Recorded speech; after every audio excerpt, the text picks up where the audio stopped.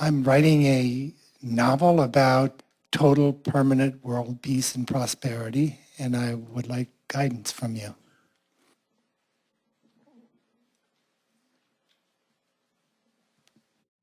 It's fiction, yes?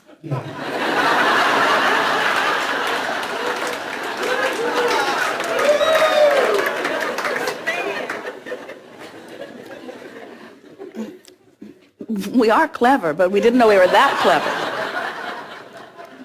The reason that we ask that is for a deeper reason than you know, and that is, in this world in which you are creating peace, in this book world in which you are creating it, are you wanting to get everyone to want the same thing? In studying your work, I've looked at what I understand you to be saying, to focus on solution rather than problems. And so as I see my high school friend who became a philosophy professor said, if you can think of it, you can create it. And so my sense is that it is creatable at some time in the distant future. And so my vision is to write a novel of history of the future coming back about how it was created in order to facilitate that vision. Let us give you the picture from broader perspective of what is required in order to have that which you're asking for. Your friend is right. If this time-space reality has the wherewithal to inspire a desire within you, it has the ability to deliver the desire that has been inspired. That is absolutely accurate. But there are a number of things that we think are necessary to understand as a basis of this before you can even begin to proceed. First, and most important, is that we've never seen two of you whose worldview is the same.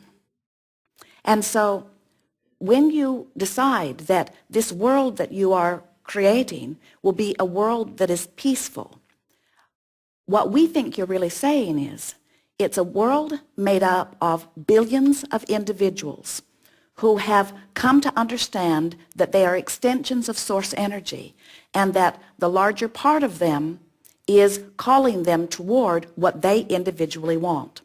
And they have become so aware of their ability through focus to flow with the stream that they are now able to live what Jesus and so many others taught, which is unconditional love, which means I can be in connection with who I am regardless of the conditions that surround.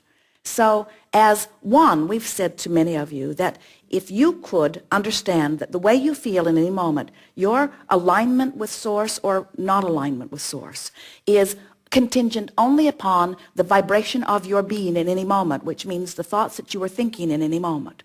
As you understand that your alignment or misalignment is about your direction of thought, and you are therefore able to leave everybody else out of it. In other words, you're not saying, as most of the world says today, even your parents, even parents to children, teachers to students, spouses to each other, friends with each other, almost everybody is saying, I feel better when you do this than when you do that. So stop doing that and start doing that, and then I'll have peace.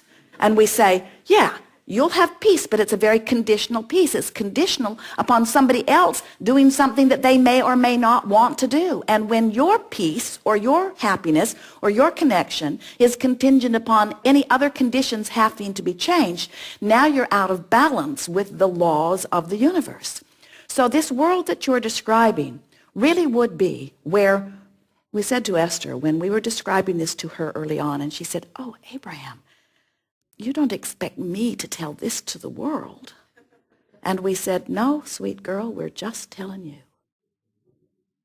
Because your happiness is only about your alignment with who you are. And you have to reach the place where you're able to find alignment no matter what anybody else is doing, which means you've got to gain control of what you focus upon, which means you will then gain control of your vibrational output, which means you will then gain control of your vibrational point of attraction, which means you will then gain control of your world.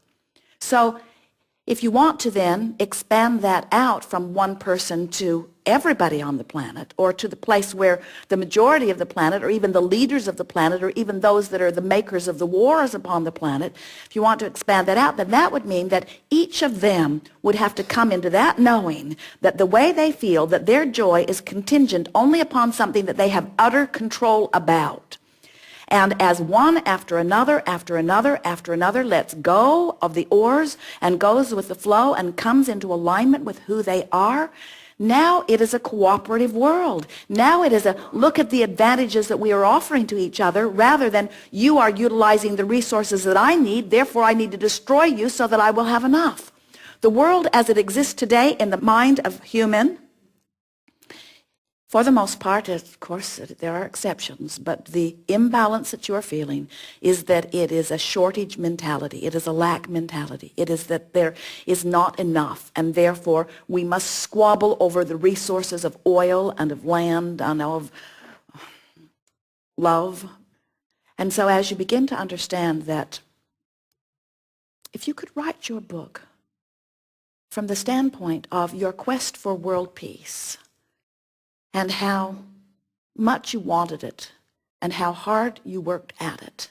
Make it detailed and dramatic, and then end it by finding your peace. And then describe your world through the eyes of someone who's in alignment, and find out that that really is the quest that you're looking for. And if one does it, then maybe another, and another, and another. But never, ever ask somebody else to want the same thing that you want. And that's why a few years ago someone brought flyers to one of these gatherings wanting everyone to get together at a certain time. Even though there are a lot of different time zones, that was illogical, and focus upon world peace. And they asked what we thought about it, and we said, we don't think it's any of your business. We don't think world peace is your business. We think your personal alignment is, in which case you will live in a peaceful world, because your point of attraction can't be anything else. But the problem with demanding world peace is that what you are always saying is, I've got a view of world peace through my eyes, and your lifestyle doesn't fit into it. So off the planet you go. Not what any of you had in mind when you came. Not one of you said, let's go forth into this expansive variety of contrast, and let's take all of the ideas that exist and whittle it down to one good idea. Not one of you from your broader non-physical perspective saw that as something even wanted, let alone something that could be achieved. Instead, you said, let's take the ideas that exist, and out of them, from my personal perspective, I will hone a new preference. And Source says, and when you do, we will become it and call you to it. And you said, works for me. Not one of you said, but what about the others? Will they agree with me? If you had asked that question, Source would have said, anything that anyone wants, they can become. But it is not that people want different things that is the reason for the wars that you see upon the planet. It's that hardly anybody you know comes in alignment with self. And when they're not in alignment with self, they feel awful, and then they blame everybody they can think of as their reason for not feeling good. It'll be a good book. Thank you. Thank you.